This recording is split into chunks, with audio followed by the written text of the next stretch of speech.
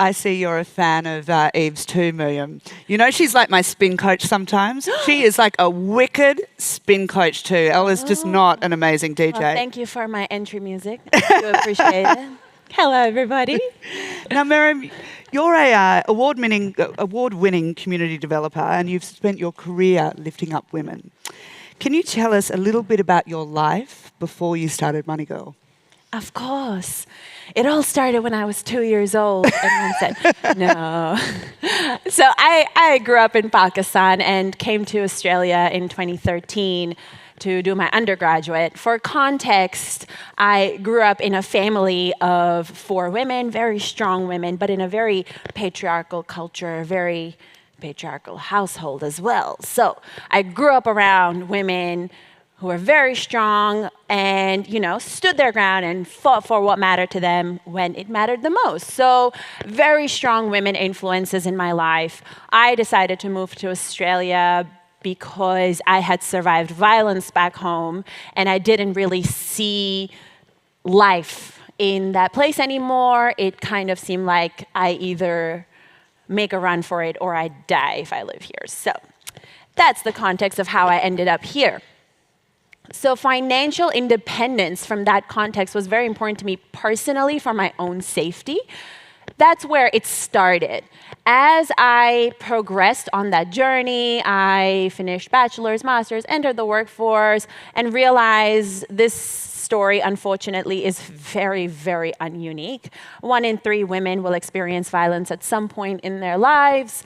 1 woman a week continues to be murdered by her intimate partner in Australia. It's a very common story. And I was working with these survivors of violence in my work as a community developer. So I started seeing parallels between my story and so many women's. So as I was educating myself and finding it so hard to access resources that make financial education very simple for a young person to understand, it was my own frustration that led me to co-founding MoneyGirl. My co-founder, who is a local Australian, was also having the same troubles accessing financial education. So it's not a I'm not from Australia thing, because those of you who grew up here will vouch that you did not learn this stuff at school either. So we kind of banded together in our own pursuit to solve our own problem and created MoneyGirl as a solution for ourselves and our peers. And then tell us a little bit about MoneyGirl. So how does it work? Absolutely. So MoneyGirl delivers financial education for women across Australia. What that looks like is workshops and courses mostly catered towards the younger audience, so 16 to 40, which is a big age range, but that's young people, right? My world it is. Absolutely it is. So that's what it looks like. We deliver workshops and courses across Australia, targeting particularly women, although the content is for everybody. My goal, MoneyGirl's goal, obviously, is specifically to cater to women, particularly women who often fall through the cracks, even when we do talk about women and financial education. So women of color, migrant women, refugee women, who are often left out of the conversation, even when we do start talking about financial education for women.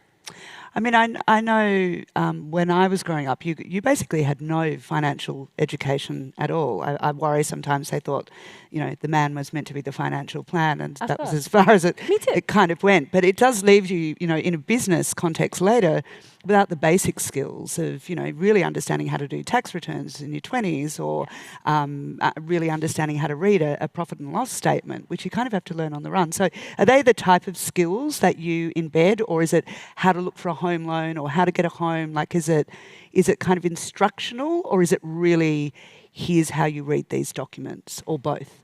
Okay, so it's a little bit of both. So the goal with MoneyGirl's financial education is long-term behavioral change to make people feel more comfortable, confident, and happy about their relationship with money. So a big part of what we teach is actually mindset stuff. We talk about our money stories, our money beliefs, what we grew up seeing and hearing about money, because research shows that you can teach people the tools. However, if you don't address the mindset behind their habits, in time they will revert back to their default. So for long-term impact, we need to address what people grew up with. And then, of course, we do talk about things like income tax returns, superannuation, what happens inside superannuation, insurances, home loans, etc. Investing, and something I feel particularly proud of is we talk about money in relationships, and we have an entire workshop dedicated to that, to teach people how to talk about money with partners, what to consider, what are the different ways to manage money together, and of course, what financial control and abuse is, what it looks like, how to spot it, and where to go for help. And could you give us any little anecdotal sort of nugget from that particular, when you're in a relationship, like how do we enter a financial relationship with a new partner? Is there any little sort of trick or thing you must do? Oh, yes, of course there's a trick. No. If only it was that simple. Because the thing is, much like a person's course of life, you need appropriate things at different stages. So you start a relationship with somebody, you're just seeing them on dates, let's say. There's just that aspect of money. And then as you go forward, there's different aspects to the relationship that get introduced that involve money, all the way through to perhaps moving in together, buying assets together, getting loans together, you know? So there's different, as your relationship progresses, your money conversations will evolve. But here's the thing. People think that you don't need to talk about money with a new partner because you only need to do it once I shack up with them or something. But hey, how are you going to bring that up? Like, you leave it, sometimes it's just, you just leave a difficult conversation for so long that it's just awkward to bring it up.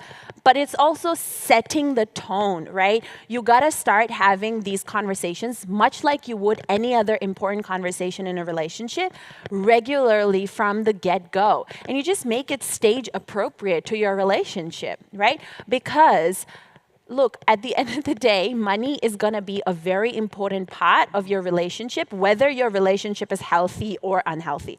It doesn't matter. It's not always going to end up in financial control and abuse, right? That's not what you're talking to them about money for. The purpose is money is such an integral part of your life and therefore will be a central point of your relationship that if you don't learn how to have healthy money conversations with a partner, at some point there will be conflict. And the reality is, whether there is control or abuse or not, it can be a very healthy relationships. Almost half of the relationships in Australia deteriorate because of money disputes, because people don't talk about money early on in the relationship or at all. They leave it for when there is conflict or when there is an issue. So the important thing is to have money conversations regularly and keep them stage appropriate to your relationship. And in that, you're looking for sort of common ground, alignment, making sure that you've got the same sort of values around money and what's important? Yes. So you would talk about things like, let's say you want to know if this person has any shared values, any shared goals, what your visions are. Will you have common financial goals together? Do you have similar or very dissimilar spending patterns, saving patterns? What is their money story, their money beliefs? What did they grow up with? Were there gender roles in the house? Was there abuse attached to money, which might, result in them having money beliefs and habits today that may or may not be in good alignment with you, right? So you want to understand holistically the person's relationship with money. Yes, to assess if that's going to work for you or not. So you've also been such a champion of women of colour in Australia. Woo! Tell us a little bit about your journey when you first came to Australia and how things have progressed and some of your observations along the way. Oh my God, Edwina, how much time have we got? Because I could write a book about it. When I came, I was very much in survival mode. I was a 19-year-old. I was a very proud teenager. I refused to ask for help. I was also a very new survivor of violence at that point, so very much just looking to live every day, right? I did come with rose-tinted glasses to Australia because I did think first world countries solved all your problems. I don't know why I thought that. You know, there's a famous quote that says, no matter where you go, you still have to live with yourself, right? And I was carrying all of this trauma with me, and I come to Australia, and then I was like, okay, life for women is better in Australia compared to where I'm coming from. But then I realized, hold on a second, people actually don't like that my last name's Mohammed or that I'm a fob or whatever. You know, I did not realize that. I only realized it when somebody at a job interview at a restaurant once said to me, this is like a 19-year-old me looking for a part-time gig at a restaurant. I can pour a beer, okay? All right. And he says to me, what business does a Mohammed have serving alcohol at my restaurant? And I was like, let me tell you. I will tell you what business I got. But I did not even realize. And you know, it was so hard for that first couple of months. I sincerely considered changing my name. And look, for all the young ones in the audience, don't do it. I am so proud today that I didn't. At that time, I seriously did consider it, but the rebel in me was like, no, I'm not gonna do it. You have to be comfortable with me, however I am. It is your problem, not my problem. But all these years later, I am so grateful that I didn't, because I am very proud of each part of my identity, no one of which defines me, but holistically, that is who I am. I am a Pakistani Muslim migrant woman of color in Australia. Like, big deal. Like, it's 2022. Get on with it, man. Like, I'm so grateful that I didn't, but that journey from there all the way through to, well, I mean, look at this, Edwina. Like, being on stage with you, I could not have dreamed of that. Like 9 years ago is when I came here. And if you told that Mariam Mohammed, girl, just hang in there. You're going to be on stage with editor-in-chief of Vogue Australia in 9 years. She'll be like, oh, what? No. But it's been a challenging but good journey, and I'm grateful for it. Well, I'm grateful for this opportunity. I think I'm the lucky one. Thank you. Thank you. So let's just talk briefly about the gender pay gap. So it's presently about 13.8%, very generalised number, but nevertheless. What are the complications that arise from something as simple as that, women being paid less than men? So what happens is, that's 13.8% for white, able-bodied, cis women. So that when you bring in intersections into that number goes up significantly. And that's a number that is also an average, right? So over the course of a woman's life, you enter the workforce. You may actually, at an entry level, get paid similar to your male counterparts, but over the years is when that gender pay gap comes into play, because they get preference for promotions, etc. Because women, as they grow into their late 20s, 30s, etc., will often take time off for carer responsibilities, which still fall predominantly on women across the world, really. And that results in that pay gap being compounded, because you were already getting paid less, but then you have to give up pay for a number of years, during which in Australia you're going to be giving up your super, so your retirement fund is going to be impacted. Then when you come back to work, you will either be picking up where you left off or lower, while your male counterparts have progressed. So you've given up promotions, progress in your career, and over those years, and you're coming back to that, which means by the time women retire in Australia, they have about $250,000 less in their superannuation than their male counterparts. And again, all these numbers are for white, cis, able-bodied women. So any intersections, that's not true for First Nations women, for example.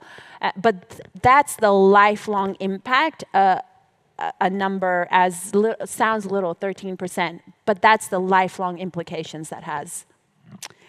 So what do you think we can do regarding financial literacy? Because obviously that is part of closing the gender pay gap, right? Actually understanding that, coming out of the workforce also might mean, that's the end of your superannuation. Say you separate from your partner, there's plenty of divorces where literally a woman will almost end up pretty much destitute at the end of it, especially after any childcare supplement actually does stop. So what do you think we've got to change? Like, do you think it's systemic and it's about just policy, or do you think it's about curriculum, or do you think it's about a mixture of all three things and getting the communication right around this? It absolutely is holistic, because financial well-being really is part of a holistic look at well-being of individuals in general. Financial literacy is only one root cause, or financial illiteracy rather, is one root cause of a much bigger problem. So it has to be a more holistic approach. We need financial literacy at different stages of a person's life, so it's age appropriate, all the way, like from childhood all the way through retirement and beyond, because people's needs are very different at different life stages. Their capability to understand things changes over their lifetime. So we need financial literacy providers to come in at different life stages. The caveat that I want to highlight with financial literacy is with the issues that we talk about with women that we just talked about, right? Financial literacy is not going to solve those problems, because it will empower the individual. But the problems are systemic and therefore will need systemic resolution. And just because it's the afternoon and we all want to end up quite upbeat, could you share any really inspiring stories from people who've done your courses? Like when they came in and when they came out and how their life was changed? Yeah, of course. Oh my God. So just the question makes me like really emotional, because I hear every now and then I will get a call from an alumni to tell me a story, or I will go to events like these. And I was at an event just last month where somebody came up to me because they were an alumni. I didn't know them, but just to tell me. So one that really stuck with me was somebody called me like 4 months after they had done the course, and they were really active in the MoneyGirl online community and suddenly kind of disappeared off the face of the earth. And that happens. I didn't want to bug them, so I followed up with them once, but not too much.